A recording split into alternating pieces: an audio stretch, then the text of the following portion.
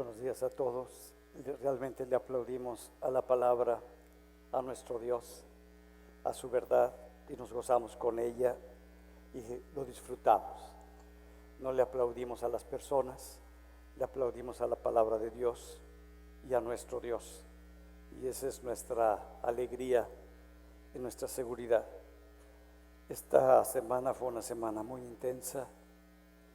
Pudimos ver lo que es la fragilidad de la vida como familia de Fuente de Vida, y pues podemos ver cómo Dios es fiel también en la vida de cada uno de nosotros. Y en el tema que voy a tratar el día de hoy, espero que lo reciban en su corazón, que sea muy claro, porque es como un pilar en la vida del creyente. Este tema que quiero poner con la mayor claridad que pueda, para que su corazón pueda recibirlo y puedan tener el cambio y puedan recibir lo que Dios quiere hacer en su corazón y en su vida. Lo he titulado: Dios tomó en sí mismo el mal para salvarnos del mal. Hablar del mal, hablar de la maldad, es un tema que ha sido de mucha controversia, muy difícil. No se ha llegado a una conclusión desde el punto de vista filosófico, tampoco desde el punto de vista teológico.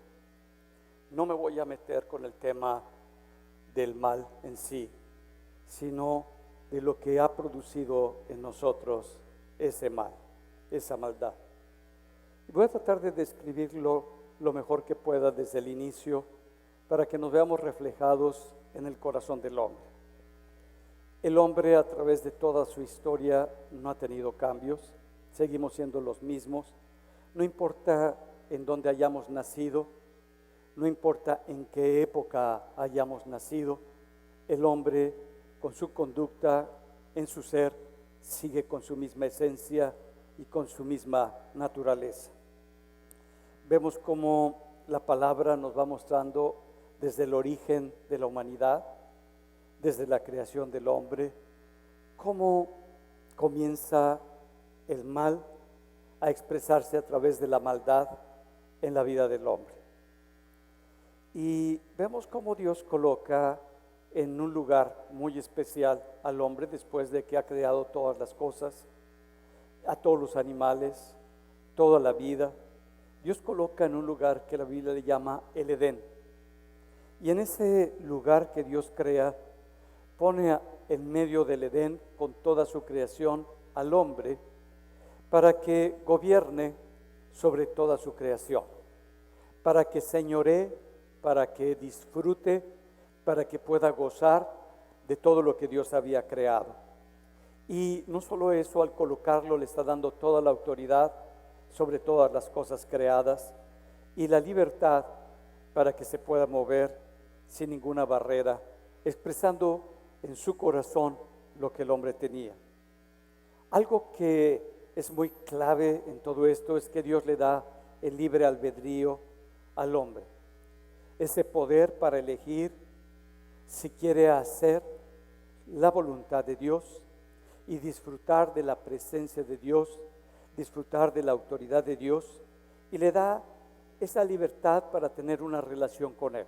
El hombre iba a escoger si quería tener esa relación con Dios o no quería tener esa relación con Dios.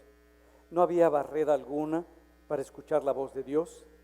Podía escucharlo en su corazón y podía saber lo que Dios quería para su persona, para su vida.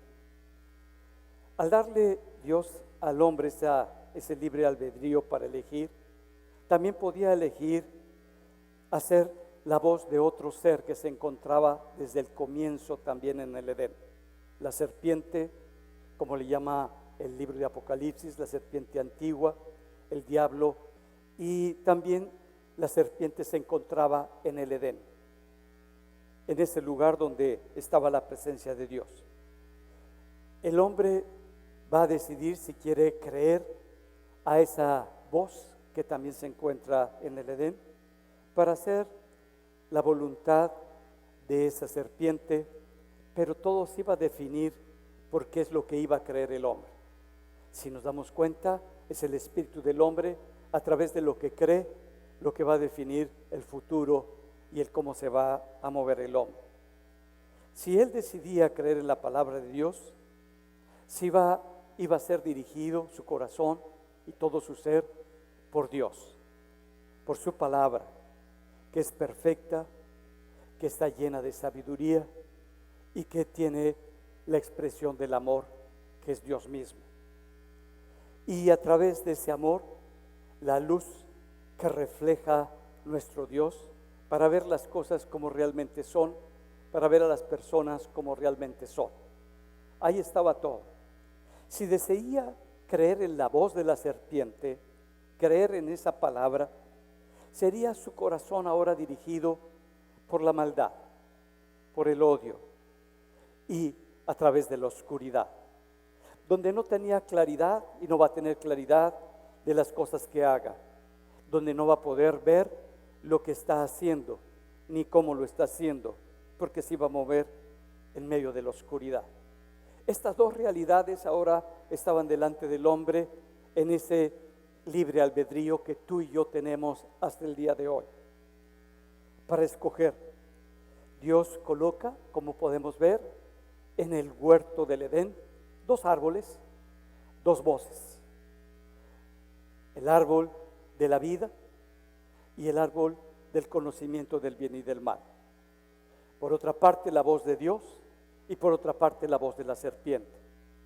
El hombre va a decidir con qué va a vivir a partir de ese momento. Nosotros, como personas, somos lo que nuestra conciencia nos permite ver.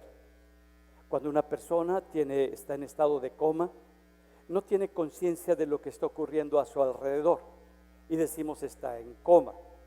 Cuando estamos dormidos, tampoco tenemos conciencia de lo que está pasando, a menos de que haya un ruido fuerte o un movimiento, pero no tenemos conciencia de lo que está ocurriendo porque estamos dormidos.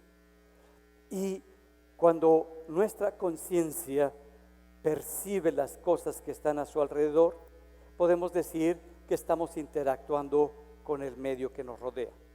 Tu conciencia es tu yo.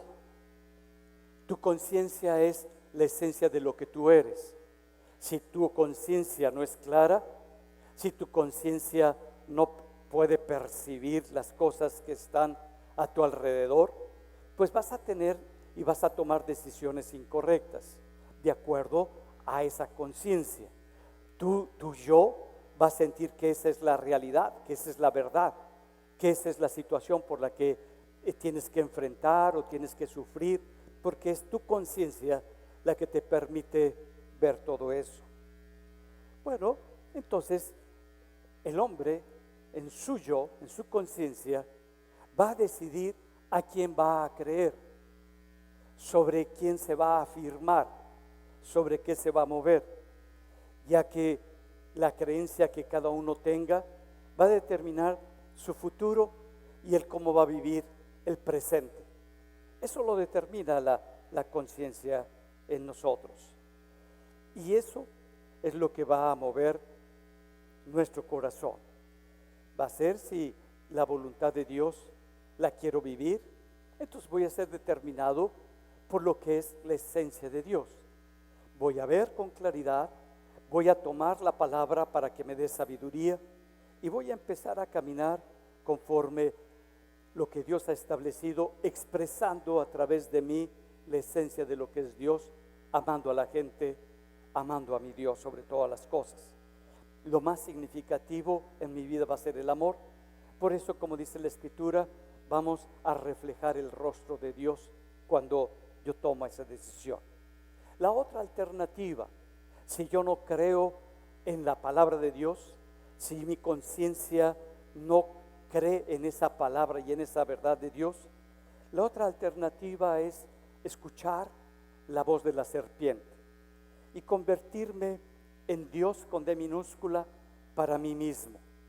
Yo voy a decidir lo que es bueno, yo voy a decidir lo que es malo, yo voy a decidir lo que es correcto, lo que es incorrecto. Y entonces voy a ser gobernado por mi sentir, no por mi espíritu. Ahora empieza mi cerebro a tomar decisiones y soy el gobernado por mi sentir, producto de mis emociones y de mis razones, mis pensamientos para generar ese sentimiento. Y ya no voy a reflejar a Dios, sino que voy a estar determinado por mis placeres, por mis gustos, por lo que a mí me gustaría tener y vivir. Y entonces es un concentrarme en mi sentir. Hay dos alternativas aquí.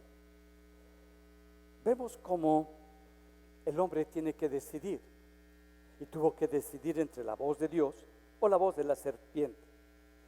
Y si nos damos cuenta, tanto la voz de Dios como la voz de la serpiente en el Edén estaban fuera del corazón del hombre, no eran parte de él. Dice que el hombre escuchaba la voz de Dios, así como también escuchó la voz de la serpiente. No era una esencia del hombre, era algo externo que tenía. Por lo tanto, estas dos voces, cualquiera que el hombre escogiera, era algo externo a él, no era una voz interna. El hombre se podía mover de acuerdo a esa realidad que ahora iba a creer a través de esas voces o esa voz que iba a escoger. Hasta este momento en la historia de la humanidad, en la creación del hombre, nosotros vemos el mal o el bien o la palabra de Dios fuera del corazón del hombre. Tenía que escoger, por lo que Dios le dio ese libre albedrío. No nos dice en qué momento el hombre decide escoger, decide oír y creer esa voz, pero nos plantea el momento en el que ocurre. Y lo que está haciendo Dios es que tú puedas elegir, que tú puedas escoger.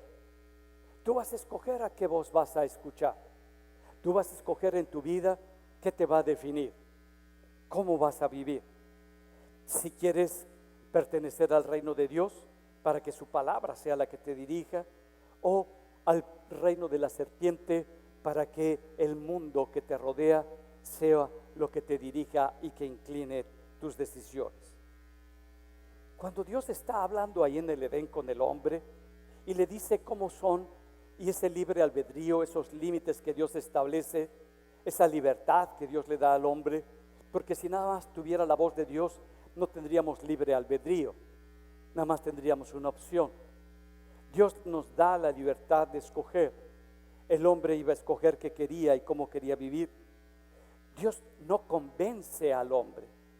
Dios no empieza a fijarse en el hombre para seducirlo o para convencerlo y para que escoja de acuerdo a lo que él quiere. Solamente le dice: pongo delante de ti la vida o la muerte. Escoge. Pongo delante de ti el árbol de la vida y el árbol del conocimiento del bien y del mal, que si comes de él, en el momento que hagas eso, va a ocurrir la oscuridad y la muerte dentro de ti. Entonces vemos cómo el hombre va a tener que escoger si quiere vivir delante de Dios, que es la vida, o si quiere vivir sin Dios, que es la muerte. Porque la muerte es cuando Dios no es Dios sobre tu corazón, cuando Dios no te gobierna en tu vida.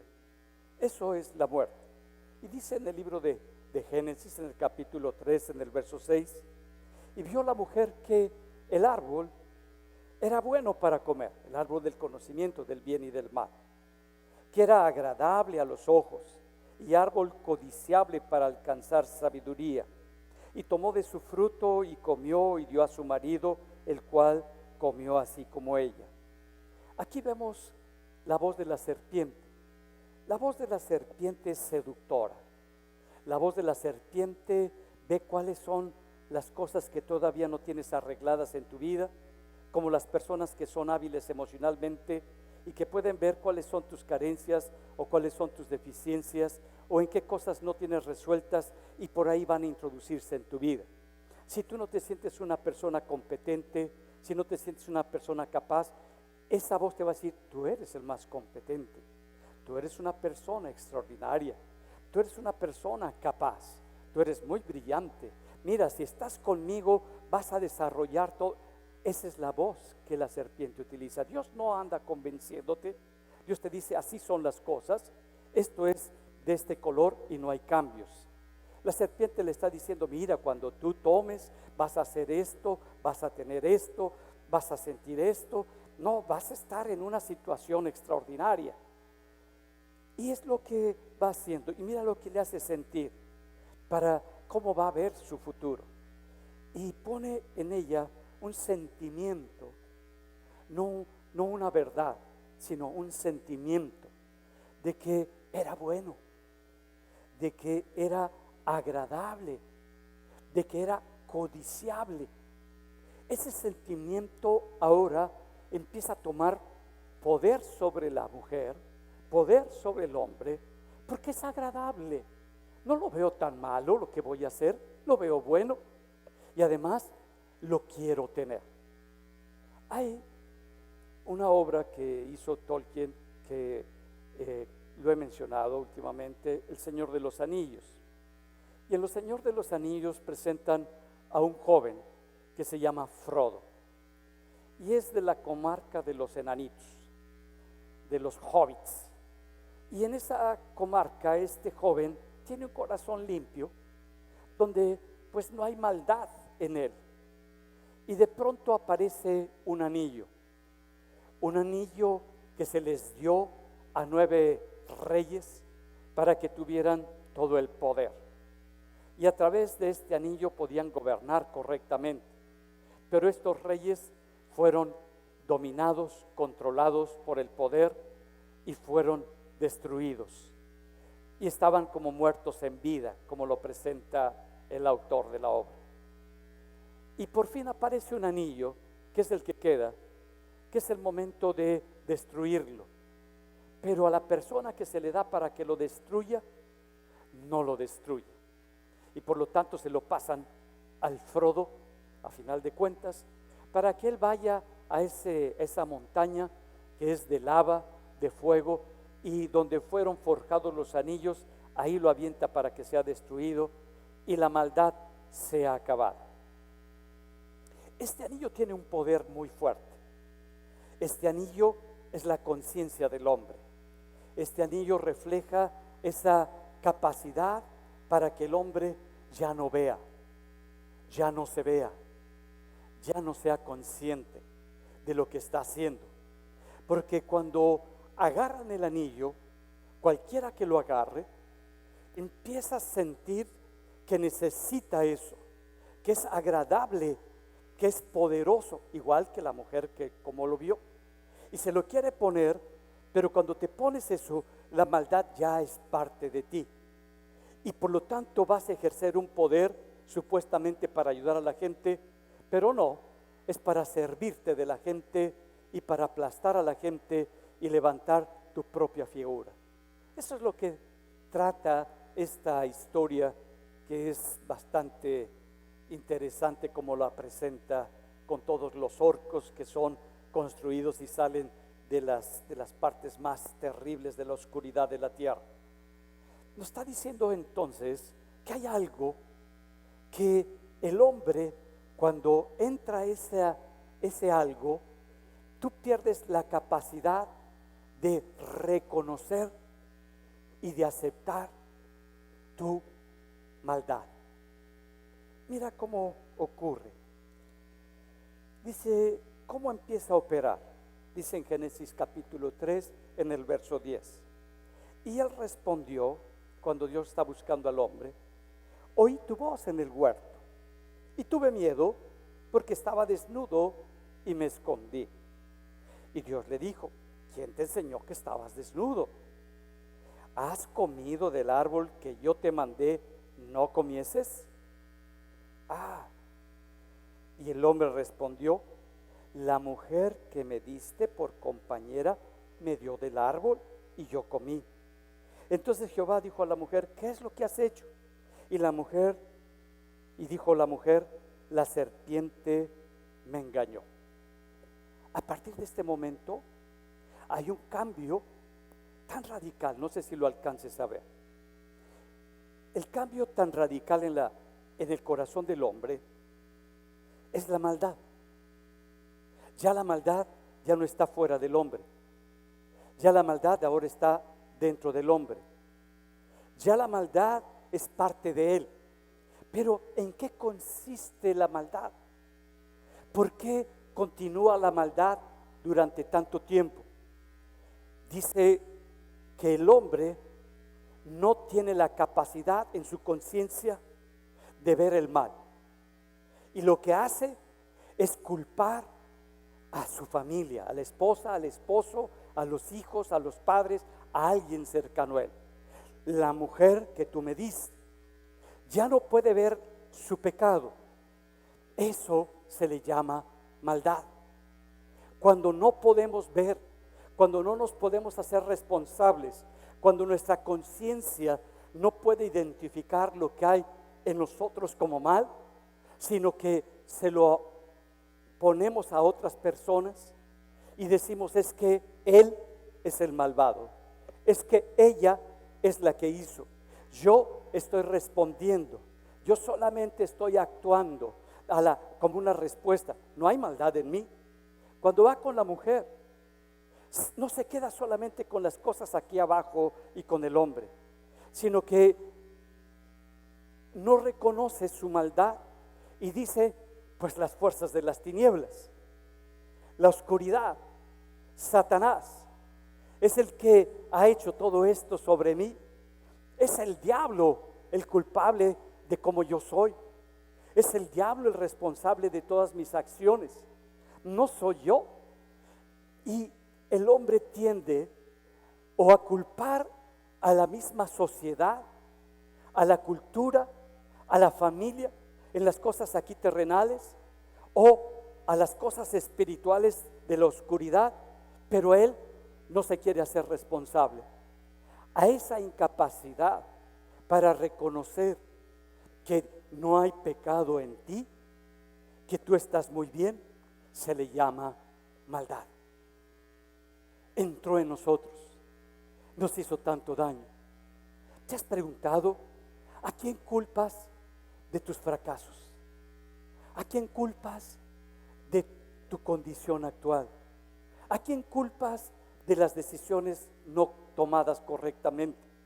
¿A quién esa incapacidad para reconocer, para verlos? Dios nos lo está mostrando. Se le llama maldad. Y eso es lo que pasó en el corazón. Y ese fue el cambio tan fuerte.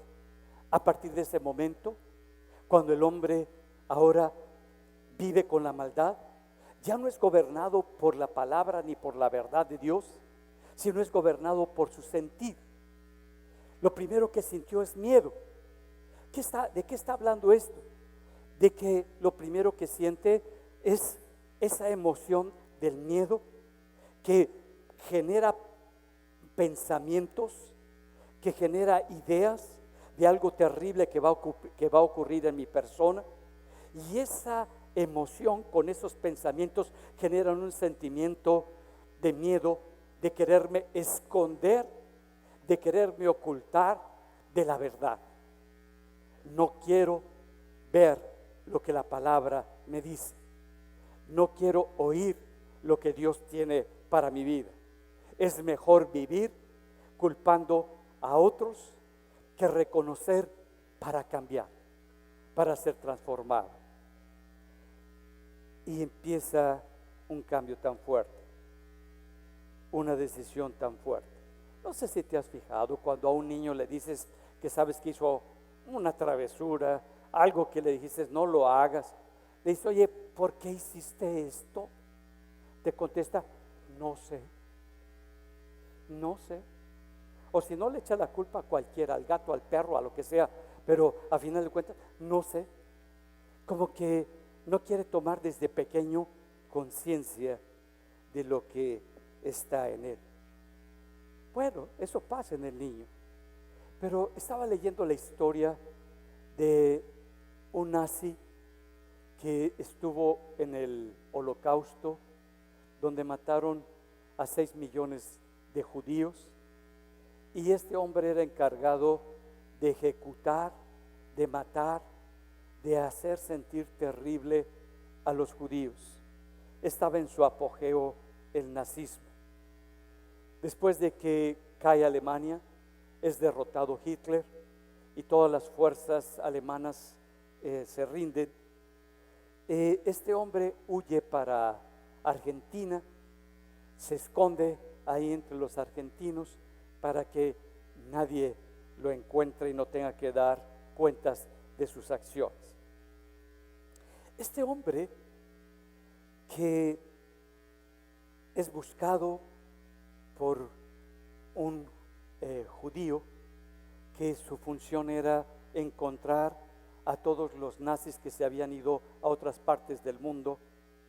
Cuando va a la corte de Israel para su defensa y plantear por qué había hecho y por qué había asesinado a tanta gente, nos muestra el cómo es el yo, cómo es la conciencia del hombre, que el yo ya se redujo a mis deberes, a mis obligaciones, a mis funciones.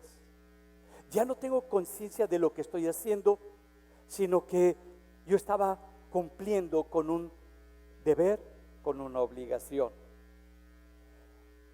La conciencia, nos refleja este hombre, ya no quiere aceptar el mal que hay en él. Ya no quiere reconocerlo. Podríamos entonces decir que el mal es producto de la cultura, de la sociedad en donde nosotros estamos viviendo, donde ya nadie es responsable de sus acciones. Y así es el mal. Este hombre se llamaba Adolf Eichelmann, y es el que estuvo matando a millones de personas.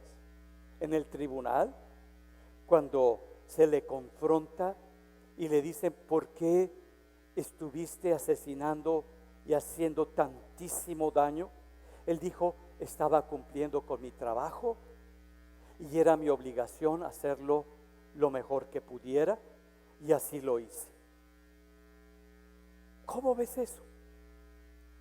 Yo asesiné porque era del grupo de los malos y ellos me decían cómo hacer las cosas y yo solamente los hice. Maté a esas familias, les corté la cabeza, los destruí. Yo estaba cumpliendo con mi obligación. No es que yo sea malo, yo soy una persona obediente y responsable. El mal está en la cultura, está en la sociedad, no está dentro de mí. Tocar esa realidad, tocar esa manera de ver las cosas, es cuando vemos como el yo, tu conciencia, mi conciencia, no quiere hacerse responsable de las decisiones que ha tomado. Lo mismo que Adán, lo mismo que Eva. Ellos solamente seguían indicaciones. Adán de su esposa, Eva de la serpiente.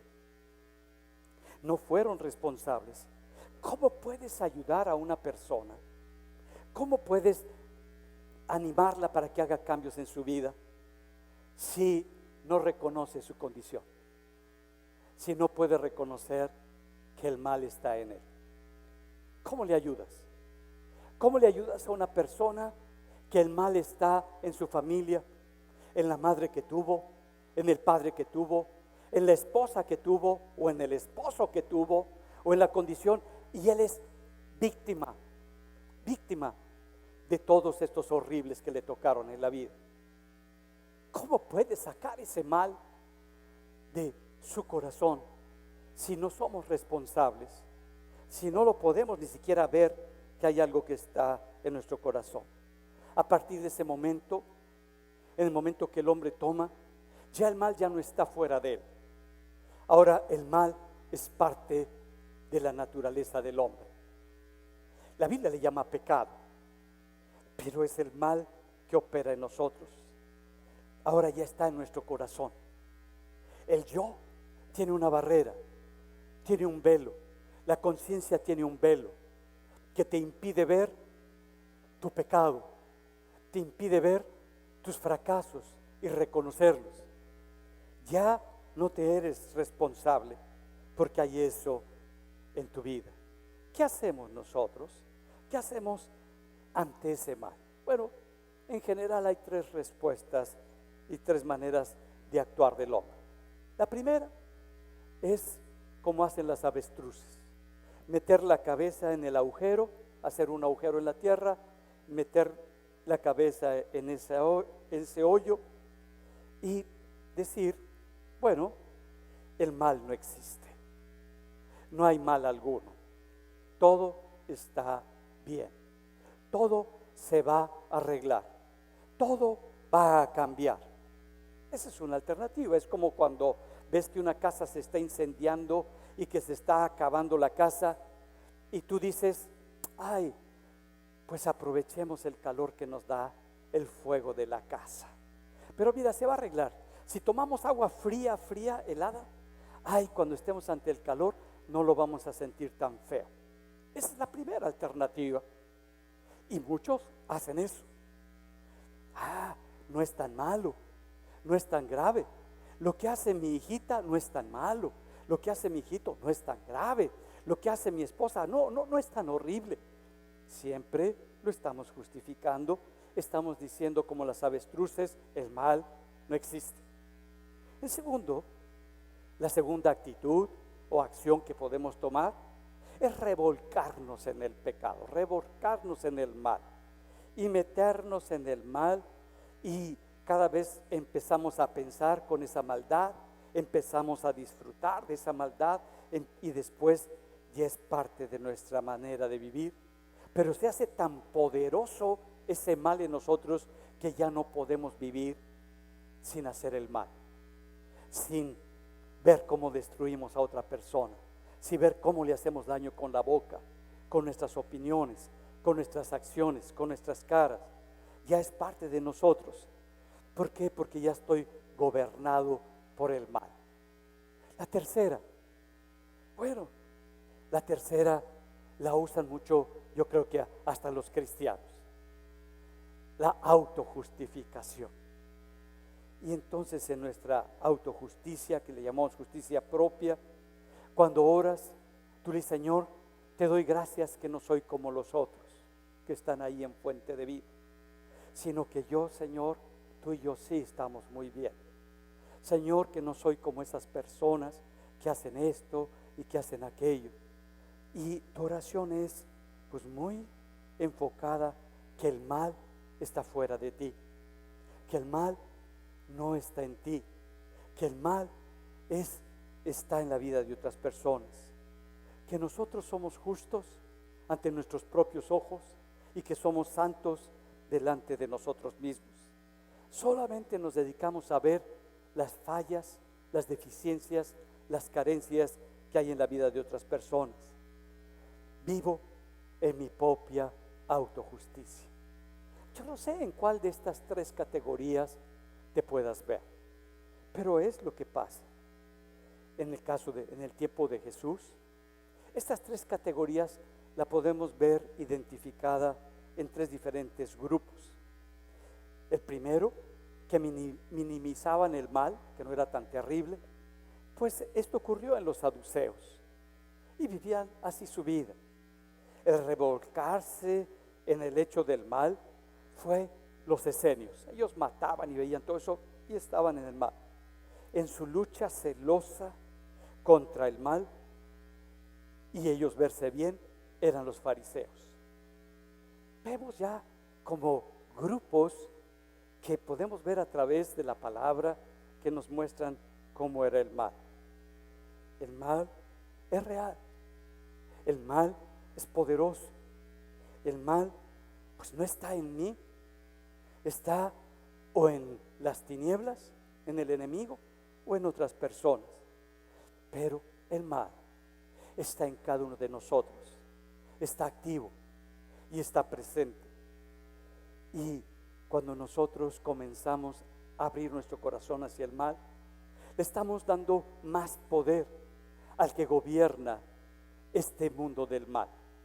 Y lo estamos haciendo que adquiera más control sobre nuestra vida, a la serpiente o al diablo o Satanás. Por eso cuando Jesús viene, cuando Dios viene vestido de carne, hace y nos enseña una oración, la oración del Padre Nuestro.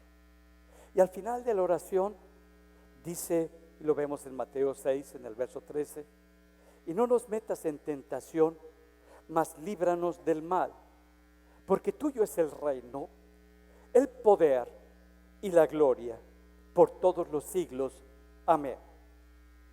Líbranos del mal, líbrame del maligno, líbrame, Señor, de esa tentación que muchas veces no puedo ver, no la puedo reconocer y que caigo en ella. Líbrame de eso, para que pueda yo ser libre. Tendemos en nuestra ignorancia a poner como un hilo, una barrera, una distinción. Esto es bueno y esto es malo. Se encuentra entre ellos y nosotros, los de la izquierda, los de la derecha, entre los ricos y los pobres. Pero no es así. No hay esa distinción.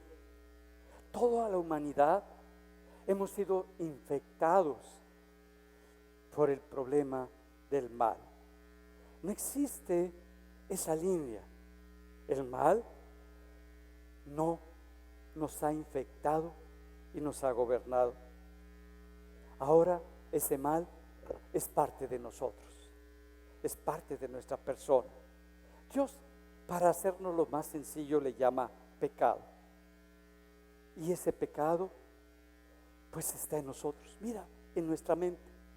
Ahorita tú en tu mente te estás hablando a ti mismo, estás meditando en lo que estoy planteando, algunos quizás en otras cosas, pero quizás tu mente está en esta situación, si es que no traes otra cosa que no has resuelto, pero estás pensando, estás sacando ideas, estás diciendo, ay, está claro, el problema no lo había visto así, y te hablas a ti mismo y estás dándote ese permiso, y esas ideas que tienes están generando sentimientos, y esos sentimientos son producto de tu estado emocional, de tu manera de ver y de sentir la vida, y tú crees que tú estás bien, tú crees que estás correcto, tú crees que tú haces lo bueno. ¿Qué no nos damos cuenta que el mal,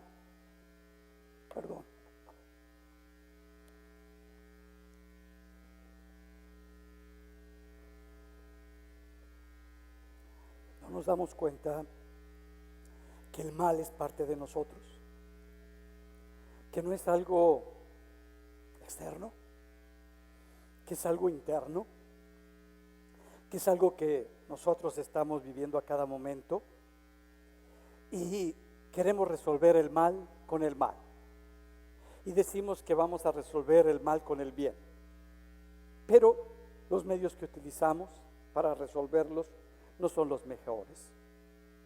Ahora ese pecado está en ti, y como el pecado está en ti, tú te crees todo lo que piensas, tú te crees todo lo que sientes, tú crees en las emociones que estás experimentando y crees que todo eso está bien, que está correcto. Por lo tanto, no lo sometes a la voz de Dios ni a la palabra de Dios, porque tú sientes que estás bien. Cuando te está diciendo la palabra y te está diciendo Dios, el mal es parte de ti que te impide que tú tengas conciencia de las cosas. ¿Por qué no te das la oportunidad de pensar que posiblemente estás equivocado, que posiblemente estás sintiendo de una manera errónea, que posiblemente tus emociones te están traicionando? Te puedes dar esa posibilidad de que no todo lo que piensas, no todo lo que sientes, no lo que incluso estás creyendo sea la verdad y sea veraz. El hecho de creer que nosotros estamos todo el tiempo bien Ese es el problema principal. Date esa oportunidad de no creerte todo. Mira, sabemos ahora la verdad que Dios nos dice, tomamos de Dios y decimos, bueno, esta es una bendición, pero sabemos lo correcto, sabemos cómo hacer el bien, sabemos cómo hacer lo justo, pero no lo hacemos. Aunque sabemos, no lo hacemos. Hay algo en nosotros que nos impide. La Biblia le llama pecado. El origen de nosotros le llama el mal, la maldad. Y muchas veces te dices, ay, quizá, no dices esto es, quizás estoy haciendo daño, quizás estoy lastimando, quizás estoy haciendo terrible, pero lo sigues haciendo, porque te vas por tus sentimientos. Ay, yo sé que el comerme esto no me ayuda. Yo sé que seguir comiendo como lo estoy haciendo no es bueno para mí, pero pásenme otro taco, por favor. Sabemos, reconocemos, pero no estamos dispuestos a verlo como algo malo para nosotros, sino que a pesar de lo que vemos, nuestra conducta se inclina por hacer lo que va a ser dañino y destructivo para nosotros. A veces pensamos que el mal reside en las acciones de las personas, en las conductas de las personas. Y decimos, no, es que esa persona mata, es que es mala esa persona, no, esa persona es un idólatra, todo lo idolatra y todo para él es así, no ve, no mide. Oh, pero estamos considerando solo las acciones y no estamos considerando lo que hay que motiva a la persona para que tenga esas acciones, que son sus emociones dañadas, que generaron pensamientos equivocados y que están teniendo sentimientos que no son correctos para llevar a cabo acciones que van a lastimar a otras personas, y se va a establecer más maldad en su corazón, pero no lo puede ver, cree que está haciendo lo bueno. Sabemos que el mal es fuerte, sabemos que el mal es poderoso, pero seguimos pensando que no está en nosotros. Mira, a través de la historia, todo el tiempo lo hemos puesto nada más en las acciones. Vemos en Auschwitz a un Hitler, vemos a un Mussolini en Italia, levantándose con mucho poder que iba a ayudar a su nación, pero la oprimió, la vendió. Vemos a un Stalin en Rusia que hizo lo mismo. Vemos a un Franco en España que también llegó a ser un dictador para establecer el control. Y vemos cómo el mal se fue apoderando de las personas y los fue sometiendo. Hemos visto tantos genocidios en África. Vimos la bomba nuclear matando a millones de personas en Hiroshima. Pero eso como que está muy callado porque fue algo que hicieron nuestros vecinos. Vemos cómo el terrorismo y los secuestros han gobernado y han controlado a Latinoamérica, y decimos que no pasa nada. El ataque de Al Qaeda el 11 de septiembre en las Torres Gemelas, vimos cómo ese grupo se estaba levantando y dijeron no pasa nada, hasta que ocurrió la maldad. Y entonces se hace un análisis, nuestros vecinos hacen un análisis y el problema ya lo pudimos identificar. La maldad se llaman los árabes y hicieron una guerra contra ellos, destruyendo a miles de personas en Afganistán, en Irak, quitándoles su libertad, quitándoles sus riquezas, pero con la enfoque de que ahí estaba la maldad. Y como que la gente dice, es que hay que acabar con la maldad. ¿Tú lo has pensado? Es que hay que acabar de la maldad, como si la maldad estuviera fuera de nosotros. es que tengo que hacer esto para destruir a todos los malos, a todos los que hacen tanta maldad. El presidente Bush, en su época, declaró que existe un eje del mal en alguna parte y que tenían que encontrar a esas personas malvadas y evitar que siguiesen haciendo lo malo. Tony Blair, cuando estuvo gobernando en Inglaterra, dijo hace algunos años, de una manera ambiciosa, que el objetivo de su gobierno debe ser nada menos que liberar al mundo del mal. Yo no sé qué pensaba acerca del mal. La prensa grita en todo el mundo sobre la maldad que hay en todo el mundo, del terrorismo, del abuso de los niños y de las niñas. Todo esto está expresando la maldad que hay. En nuestro país, Calderón lo enfocó: vamos a acabar con la maldad, acabando con los malos. Y utiliza las armas y utiliza los militares, matando y destruyendo y levantando más la maldad. Nuestro presidente actual: vamos a acabar la maldad con abrazos. No, todo lo enfocamos abrazando la maldad, como que no es importante, como que no es significativa, como que no está destruyendo. Si te das cuenta, la sociedad y la política no han podido quitar el problema que destruye al hombre, que es el mal. Y decimos como sociedad, pero con los avances tecnológicos que tenemos, estamos cambiando y estamos mejorando. Cada día estamos mejor en la medicina, en la ingeniería. Dejamos de ver a la maldad como el eje que mueve al hombre. Pero, ¿cómo se resuelve todo esto? ¿Cómo puede haber un cambio en todo esto? Nos dimos cuenta a través de la historia, a través de nuestros gobernantes, que la solución ya no está en el hombre. Porque el hombre, tú y yo, somos ciegos ante nuestra propia maldad.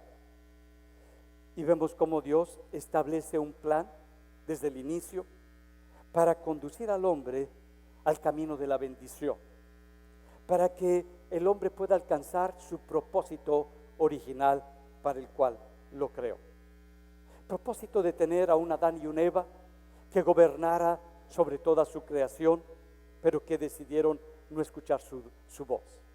Se levanta todo un pueblo muy fuerte y construye una ciudad poderosa y una torre llamada Babel, donde ellos quieren ser independientes de la voz de Dios y de la dirección de Dios, para ser reconocidos por sus esfuerzos, por sus habilidades creativas, pero sin tomar en cuenta la dirección de Dios.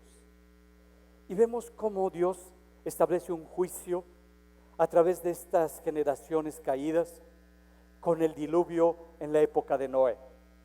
Y después de que ocurre ese diluvio y acaba con todas esas generaciones, se levantan los 3 hijos de Noé, sus familias, y empiezan a buscar a Dios, para terminar alejándose de Dios, como lo vemos en el libro de los Jueces. Después levanta un monarca, David, que medio siguió las cosas de Dios, aunque tenía un corazón como el corazón de Dios. Pero toda esa libertad y toda esa autoridad poco a poco se fue apagando. Vemos cómo el pueblo de Dios, que clamaba para ser libres cuando estaban como esclavos, cuando Dios los liberta de la esclavitud, se comportan como paganos después, sin considerar a Dios. Le están rogando a Dios, Dios los libera y vuelven otra vez a lo mismo. Lo mismo que pasa con su pueblo después. Todo el pueblo, conociendo a Dios, dejó a Dios y se viven igual que todos los demás pueblos, y Dios los manda al exilio.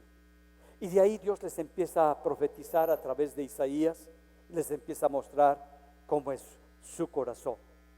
Ahora Dios va a enfrentar el mal. ¿Cómo va a enfrentar Dios el mal?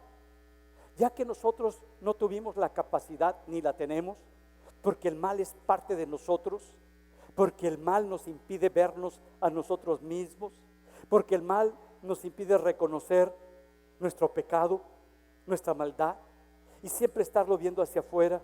¿Cómo es que Dios va a enfrentar eso? ¿Cómo Dios lo va a solucionar?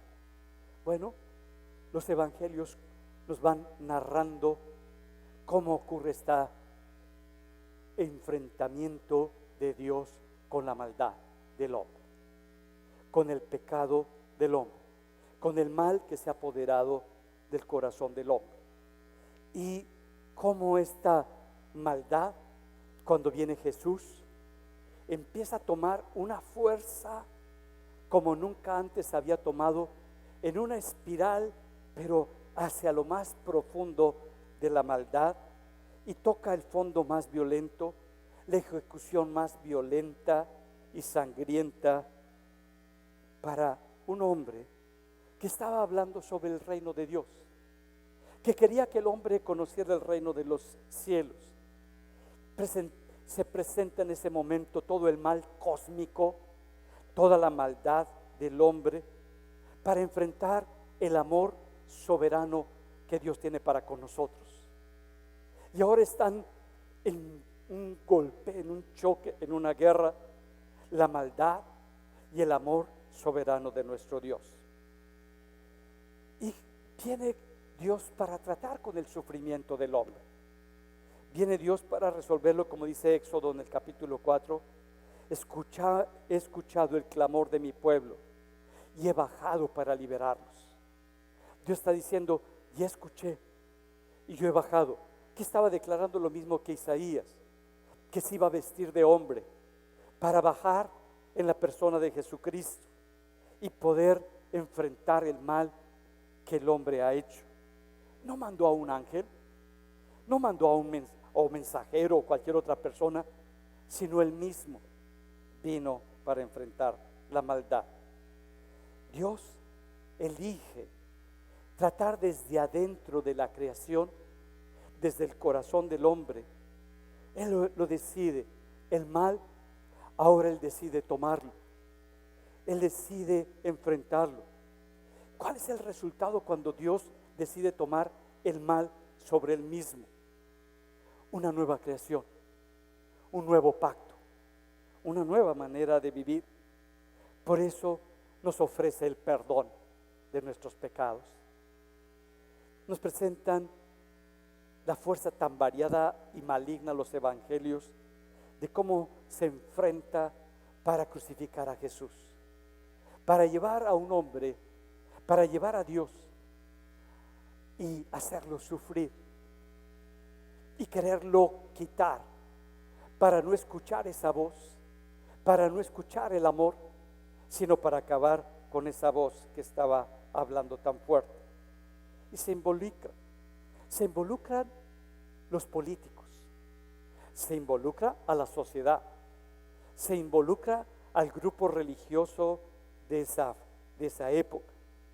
Y los políticos, con toda la arrogancia, están ahí, tanto Roma como Israel, ahora con Herodes gobernando. Y vemos también por la parte religiosa a Caifás como el líder de todos los sacerdotes, también gobernando, a un pueblo que también es manipulado y dirigido para que grite: mátanlo, crucifíquenlo. Estamos viendo cómo Dios está enfrentando. Y por otra parte, esa es la fuerza natural, todo. Pero por otra parte, vemos a la fuerza espiritual, la fuerza demoníaca, cómo empieza a meterse en las partes más profundas y más oscuras, que empieza a operar en todos los hombres. Y cómo empiezan todos los hombres y todos los demonios a través de ellos a gritar: crucifíquenlo, a denigrarlo, a ofenderlo. Jesús en esa noche está declarando: se le ha dado rienda suelta a toda la maldad, a todo el poder de la oscuridad y de las tinieblas, para que hagan lo peor. Se les ha dado esa libertad. Vemos cómo incluso uno de sus discípulos es el que lo entrega. Otro niega haberlo conocido. Los otros salen huyendo y salen corriendo. Por otra parte, vemos a la gente que está gritándole: mira, el que decía, el que habíamos creído que era el Mesías, ahora, ¿por qué no clamas a Dios y te bajas de la cruz? Si es que eso, se burlaban de él. Y estaba ahí expuesta la negación de la bondad, la negación de lo que es el amor, y se está expresando la maldad, la destrucción y la oscuridad. El poder que es anti el mundo, anti la humanidad, el poder anti Dios que hace lo peor. El mal ha tomado una fuerza impresionante. Jesús acepta ese mal, acepta todos nuestros pecados. Es aceptar el mal. Dice: yo tomo la maldad de todos los que creen en mí. Yo tomo el mal de todas las personas y ahora lo hago mío, ese mal.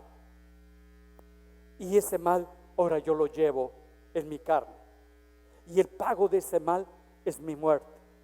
Dios tomando lo que el hombre no pudo resolver, la maldad sobre él mismo, para cargar con la maldad. Y por eso en la cruz, cuando ha tomado ya esa maldad, declara algo muy fuerte: Padre, perdónalos, porque no saben lo que hacen. Sí, Jesús sí podía ver cómo era la conciencia del hombre. Jesús sí podía ver cómo nosotros siempre echamos la culpa a otras personas. Jesús sí podía ver cómo nosotros no podemos reconocer, y por eso dice: perdónalos, porque no saben lo que hacen, cargando tu maldad. Y ahí en la cruz Jesús establece un nuevo templo, un nuevo lugar, donde tú puedes venir ahora y reconocer con humildad que el mal es parte de ti, pero solamente en la cruz, que el mal ha sido parte de tu persona, que ese deseo de venganza, de juicio, de culpar a otros, es parte de ti, y que lo puedes reconocer y que lo estás aceptando. Pero vas a la cruz y en la cruz le estás diciendo: me has dado este lugar, Señor, para arreglar mi corazón, para poderme ver. Y entonces somos humildes, ya no está el mal fuera de nosotros. Podemos en ese lugar, en ese templo, en esa condición, el podernos ver en la obra de Jesús y decirle: perdóname, Señor, porque yo soy responsable, porque yo soy culpable, porque es mío el pecado, no lo hizo otra persona. Fueron las áreas no resueltas, fue las situaciones que no quise resolver, que las di por hecho que estaban resueltas, pero yo soy responsable, Señor, perdóname, perdóname. Y es ahí en la cruz donde tenemos la respuesta de Dios, y te dice: tus pecados ya se te han sido perdonados. Ahora ven a este lugar, ven a la cruz y vete en este espejo, cómo la maldad puede ser quitada de tu corazón, cómo tú ahora sí lo puedes reconocer viendo la obra de Dios, cómo está cargando con nuestra maldad, con lo que hay malo en nosotros, y empezar a decirle: Señor, soy pecador y te pido perdón. Y eso es lo que hace el cambio de nuestra vida. Eso es el nuevo pacto, la nueva transformación. No el que, porque la iglesia ha hecho mucho mal. La iglesia, queriendo hacer el bien, ha tomado un papel de sentirse mejor que los demás, de sentir que no somos pecadores, cuando el mal es parte de nosotros, y señalar a otros como los más perdidos y los más malvados. No hay eso, no hay esa barrera entre el bien y el mal, sino es: o vivo creyendo en la palabra de Dios, reconociendo lo que no está bien en mi corazón y llevándolo a la cruz, y ponerme con Jesús y decirle: me reconozco, y Señor, perdóname, perdóname, Señor mío. porque estaba ciego y no me veía. Pero ahora sé que tú has tomado lo que estaba mal en mí y me has dado de tu poder y de tu espíritu para que crea en tu palabra, para que tenga el poder para moverme en ella y actuar conforme a tu voluntad. ¿Qué decides el día de hoy? ¿Qué decides hacer? ¿Qué decides escuchar? ¿Qué decides creer? ¿Qué decides hacer tuyo? Y no para que te sientas culpable, porque Dios quitó la culpa en la cruz, sino para que te hagas responsable, para que ya no estés viviendo como víctima, porque a una víctima jamás se le puede ayudar. Una víctima, cualquier comentario que hagas va a ser negativo y todo lo usará en tu contra, porque es víctima. Cuando somos responsables de lo que nos corresponde, podemos ser libres, humillándonos delante de Jesús y diciéndole: Señor, quita esto que está tan arraigado, lo cual no quería ver y no quería aceptar, pero hoy que lo veo, acepto mi responsabilidad y decido creer en tu palabra para hacer tu voluntad. Vamos a ponernos en pie, vamos a orar.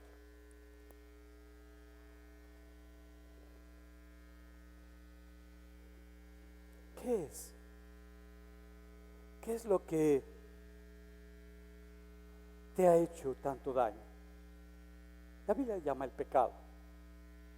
El que tú crees, el que tú piensas, el que tú sientes, el que tú analizas.